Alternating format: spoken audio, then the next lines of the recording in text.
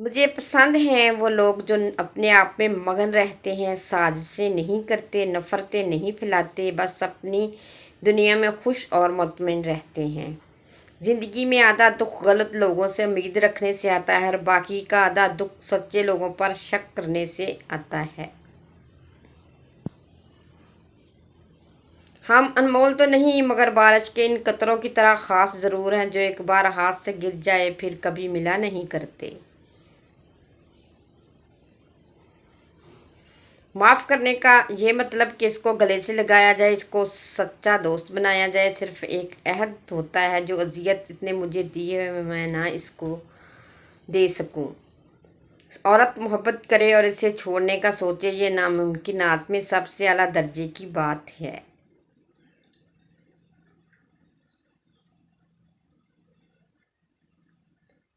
تنخواہ اچھی ہو تو استخارہ میں بھی ہاں ہی ہوتی ہے۔ جدید انسان کی سب سے خطرناک ایجاد آرزو تعلقات ہے۔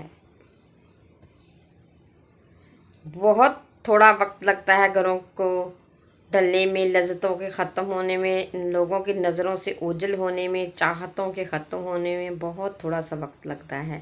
اگر آپ حق پر کھڑے ہیں نا تو آپ کو چلا کر بات کرنے کی ضرورت نہیں، اور اگر آپ حق پر نہیں ہیں تو چلا کر بات کرنے کا کوئی فائدہ نہیں۔ جہاں چھوٹوں کی زبانیں بڑی ہو جائیں وہاں بڑوں کے چپ رہنے سے تعلقات ختم ہو جاتے ہیں۔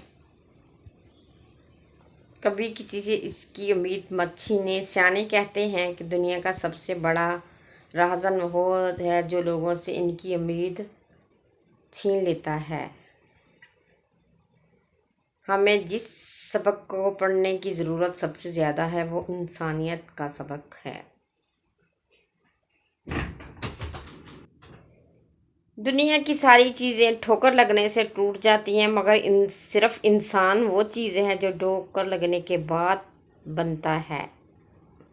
لوگ کہتے ہیں پیسہ رکھو برے وقت میں کام آئے گا، دین کہتا ہے اللہ پر بھروسہ رکھو برا وقت ہی نہیں آئے گا۔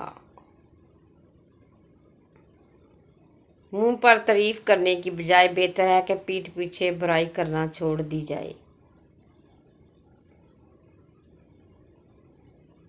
حکم تو نفس مارنے کا تھا لیکن ہم سب کے ضمیر مرے ہوئے ہیں۔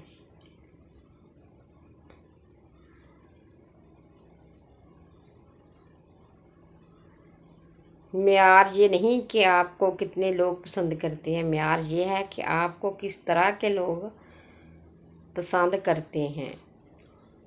معافی غلطیوں کی ہوتی ہے، تذلیل کی نہیں۔ کسی کو دی گئی اذیتوں کے بڑے بڑے کفارے ادا کرنے پڑتے ہیں۔ فاصلے لوگوں کو علیحدہ نہیں کرتے لیکن خاموشی ضرور کرا دیتی ہے۔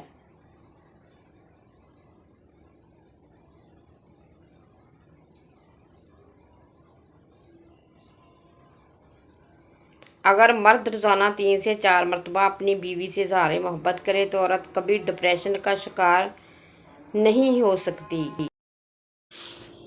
عورت کسی سے جتنا مرضی محبت کر لے مگر اس کے دل میں سرکاری ملازم کے لیے ہمیشہ ہی گنجائش رہتی ہے۔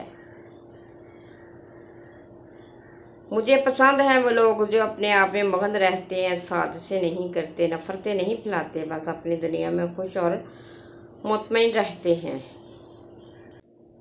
جب آپ کو محسوس ہو کہ آپ کا وجود، آپ کے الفاظ، آپ کی ذات کسی کے لیے بوجھ ہے تو سب کو، معاملات اور لوگوں کو وقت اور حالات پر چھوڑ دیں۔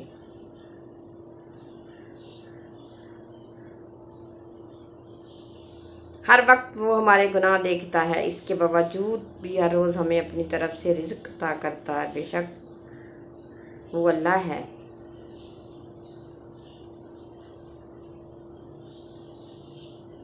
حضرت علی رضی اللہ تعالیٰ عنہ نے فرمایا، عورت کے ایک بچہ پیدا کرنے پر 75 سال کی نماز کا ثواب اور ہر ایک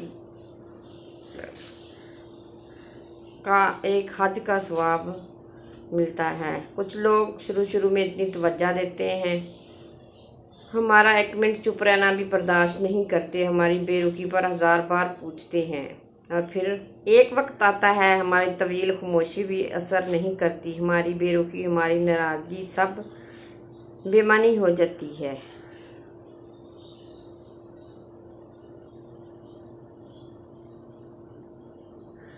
غم کو بھی اسی طرح قبول کرو جس طرح خوشی کو کرتے ہو، دونوں ایک ہی مصنف کے لکھے ہوئے ہیں۔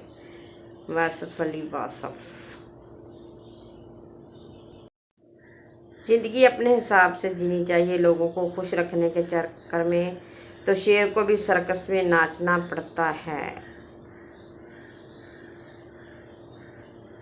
غم کو بھی اسی طرح ایک کمزور ڈور کی مانند ہے جو کسی بھی وقت ٹوٹ سکتی ہے۔ جو مختصر گھڑیاں ہمیں نصیب ہیں، کوشش کریں کہ انہیں اس شاندار انداز میں استعمال کریں کہ ہماری دنیا اور آخرت دونوں ہی سنور جائے۔